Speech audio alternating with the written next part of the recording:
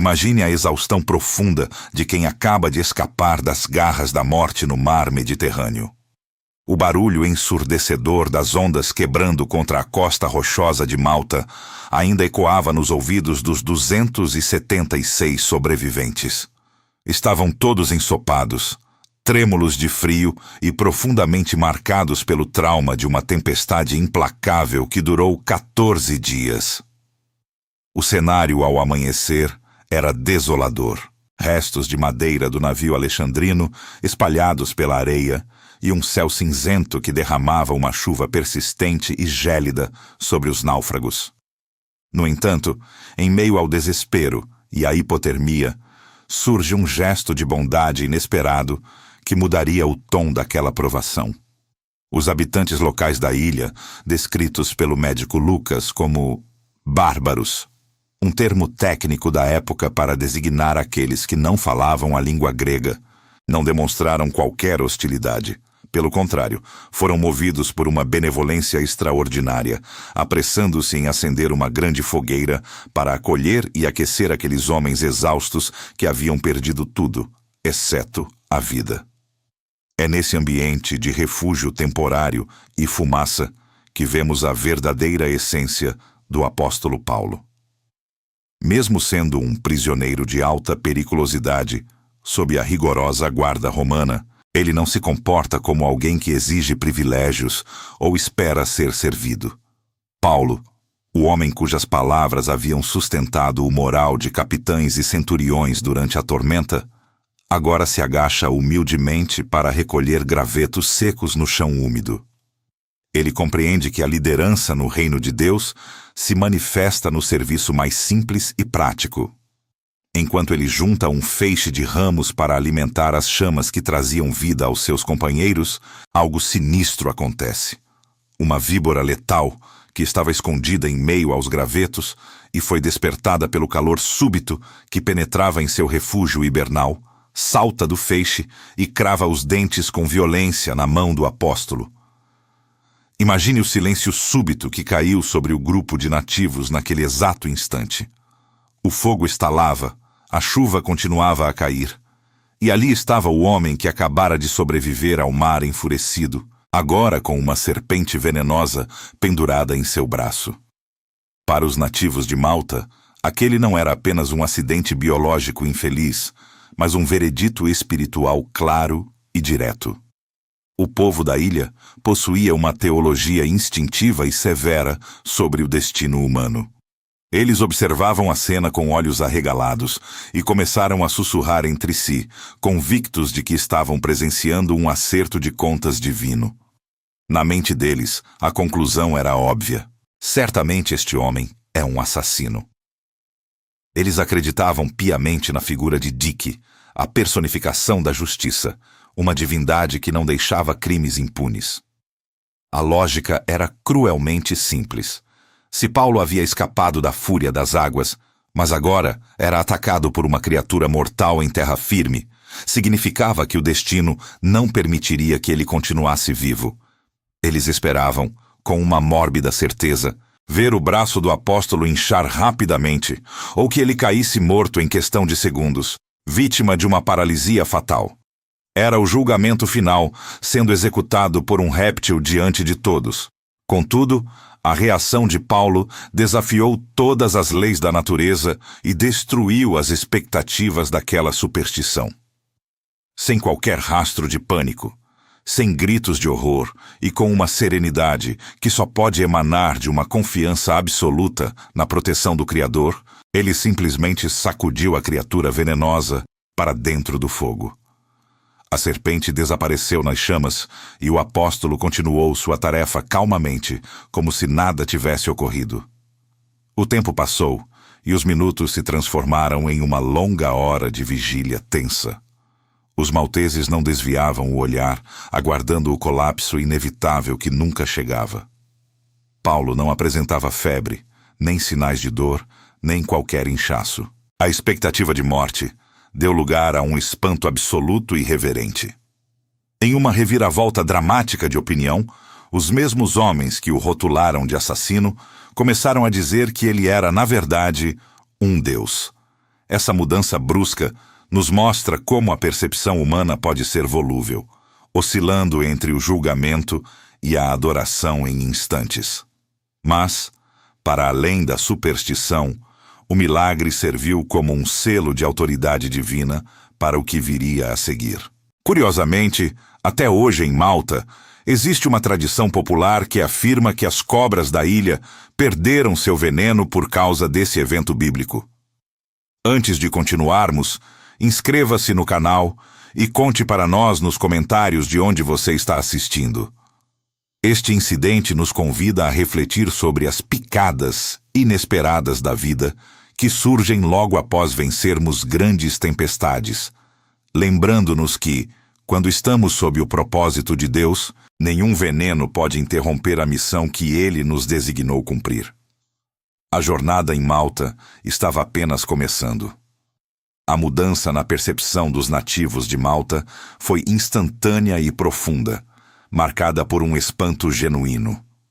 O homem que, há poucos instantes, era visto como um assassino condenado pela justiça divina e perseguido pela deusa Dike, passava agora a ser venerado como se fosse uma divindade manifesta na terra. Para aquelas pessoas de corações simples, a imunidade de Paulo ao veneno da víbora era a prova irrefutável de sua natureza divina. No entanto, Paulo, o servo humilde de Cristo, não permitiu que aquela adoração equivocada o desviasse de seu propósito eterno. Ele compreendia que cada olhar de admiração era, na verdade, uma porta aberta para apresentar o verdadeiro autor da vida.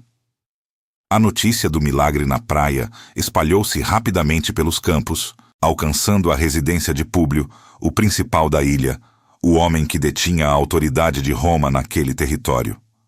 Públio, movido por uma curiosidade e hospitalidade genuína, acolheu os náufragos e os hospedou com bondade por 3 dias em suas próprias terras.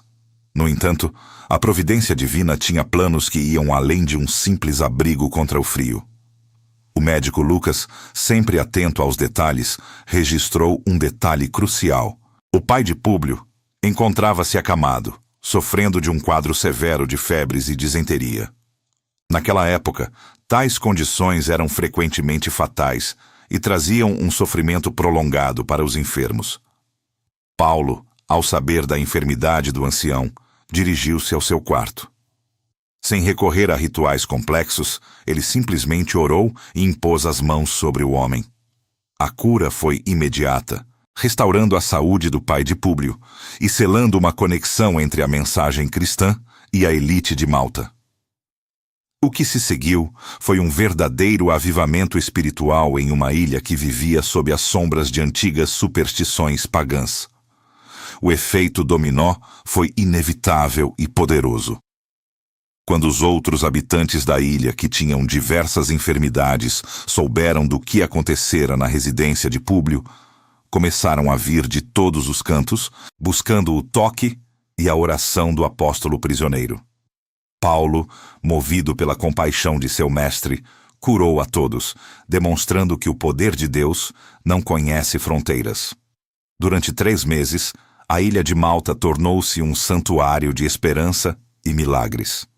Aquele desvio forçado por um naufrágio revelou-se um plano estratégico dos céus para evangelizar uma localização vital nas rotas comerciais do Mediterrâneo. Quando o inverno cedeu lugar à primavera, os malteses demonstraram uma gratidão imensa, honrando Paulo e seus companheiros com distinções e suprindo-os com o necessário para a viagem. O embarque para a última etapa aconteceu em um navio alexandrino que havia invernado na ilha, uma embarcação que trazia em sua proa a insígnia dos Dioscuros, Castor e Pólux. O simbolismo era fascinante. Os deuses gêmeos da mitologia estavam agora transportando o verdadeiro embaixador do reino de Deus em direção ao coração do império. O navio partiu em direção ao norte, fazendo escala em Siracusa, na Sicília, e depois seguindo para Régio. Com a ajuda de um vento sul favorável, aportaram finalmente em Putéolos, na Baía de Nápoles, onde o solo da Itália recebeu os pés do apóstolo. Ao desembarcar, Paulo encontrou algo que aqueceu sua alma: irmãos na fé. Aqueles cristãos locais rogaram para que ele ficasse com eles por 7 dias. A jornada final para Roma agora era feita por terra, através da famosa Via Ápia. À medida que avançavam, a notícia da chegada de Paulo precedia seus passos. Ao chegar ao Fórum de Ápio e às 3 Vendas, Paulo foi surpreendido por uma delegação de cristãos que haviam saído de Roma e viajado dezenas de quilômetros para saudá-lo. Ao ver aqueles rostos unidos pelo mesmo Espírito, Paulo deu graças a Deus e sentiu-se encorajado. Ele não entrava na capital como um criminoso derrotado, mas como um general da fé, cujas correntes não podiam esconder a luz da pregação que invadiria a cidade eterna. Roma estava agora diante dele, e o palco para o capítulo final de sua grande missão estava definitivamente montado. Ao cruzar os portões de Roma, a realidade jurídica de Paulo tomou uma forma singular e surpreendente. Diferente dos prisioneiros comuns, que eram frequentemente lançados nas masmorras úmidas e escuras do cárcere mamertino, o apóstolo recebeu o benefício da custodia libera. Esse regime de prisão domiciliar permitia que ele vivesse em uma residência alugada por sua própria conta, oferecendo uma liberdade de recepção que muitos não esperavam. No entanto, a vigilância era constante e física. No pulso do apóstolo, uma pesada corrente de ferro o unia permanentemente a um soldado da guarda pretoriana. Cada movimento, cada refeição e cada momento de descanso eram compartilhados com aquele sentinela, que se revezava em turnos contínuos. O que poderia ser visto como uma barreira intransponível para a pregação tornou-se, na verdade, uma oportunidade missionária sem precedentes na história do cristianismo. Imagine o impacto profundo para esses soldados romanos, homens endurecidos pelas batalhas e pela disciplina imperial, ouvindo as orações fervorosas, as canções de adoração e os ensinamentos profundos de um homem que não demonstrava amargura. Em vez de revolta contra o sistema que o oprimia, Paulo exalava uma paz que transcendia a compreensão humana. 3 dias após sua chegada, ele colocou em prática sua estratégia ministerial mais fiel: priorizar os seus compatriotas. Ele convocou os principais líderes da comunidade judaica de Roma para explicar sua situação jurídica e espiritual. Com profunda humildade e autoridade, ele deixou claro que não estava ali para lançar acusações contra sua própria nação diante do imperador Nero, mas sim porque estava preso por causa da esperança de Israel. Ele falava da promessa do Messias, que finalmente se cumprira em Jesus, unindo as profecias antigas à realidade presente. Embora alguns líderes judeus tenham permanecido céticos, o diálogo foi estabelecido e a semente foi plantada no coração da capital. Durante 2 anos inteiros, aquela modesta casa alugada transformou-se no verdadeiro centro nervoso do cristianismo no mundo antigo. Como Paulo não tinha permissão para ir às praças públicas, o mundo acabou vindo até ele. Visitantes de todas as partes, desde humildes escravos em busca de alento, até membros influentes da própria guarda palaciana, passavam por aquela porta para ouvir sobre o reino de Deus. Enquanto o corpo de Paulo estava confinado entre 4 paredes, sua mente e seu espírito voavam além das fronteiras romanas através de suas cartas imortais. Foi nesse período de aparente limitação que ele redigiu algumas das obras mais profundas da teologia, as chamadas Epístolas da Prisão. Ao escrever para os Efésios, Filipenses, Colossenses e para Filemão, Paulo demonstrava que a revelação divina não conhece cercas ou muralhas. Ele se descrevia em seus escritos não como um prisioneiro do sistema romano, mas como um prisioneiro de Cristo Jesus. Esse paradoxo histórico é absolutamente fascinante. O homem que carregava as correntes era, em espírito, muito mais livre do que os soldados que o guardavam ou o próprio imperador em seu trono. O evangelho fluía através de suas mãos algemadas, provando para a posteridade que a verdade é impossível de ser encarcerada. A cada palavra registrada em papiro, ele fortalecia as comunidades distantes e consolidava os fundamentos da fé que sustentariam a Igreja pelos séculos seguintes, atravessando gerações de perseguição e crescimento. O livro de Atos, registrado pelo médico Lucas, encerra-se de forma propositalmente abrupta. Não encontramos o relato do julgamento final perante Nero, nem os detalhes sobre o martírio posterior do apóstolo. Lucas decide terminar a narrativa com uma única palavra poderosa no grego original, akolitos, que significa sem impedimento ou livremente. Este é o grande triunfo da narrativa bíblica. Paulo está preso, mas a palavra está solta e correndo pelas estradas do império. O autor deixa a história aberta para mostrar que a missão não terminou com a vida de um homem. O Império Romano, com toda a sua opulência, legiões e estradas eternas, acabou desmoronando sob o peso do tempo. As estátuas de seus imperadores hoje são ruínas silenciosas, mas a mensagem pregada naquela pequena casa permanece pulsante em bilhões de corações. Hoje, somos convidados a olhar para essa trajetória e entender que o livro de Atos continua sendo escrito através de cada um de nós. É o que muitos chamam de Atos 29, o capítulo que pertence à nossa própria geração.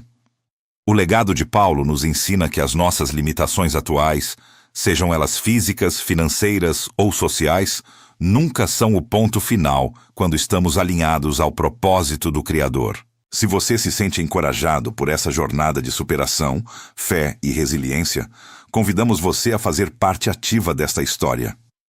Comente aqui embaixo: "A minha história continua", para marcar este momento de decisão e reflexão. Não se esqueça de se inscrever no canal para acompanhar os próximos episódios e aproveite para maratonar nossa série completa sobre os heróis da fé. Lembre-se, as correntes podem prender o homem, mas a mensagem divina é absolutamente imparável. E o próximo capítulo desta grande aventura espiritual agora depende da sua disposição em avançar.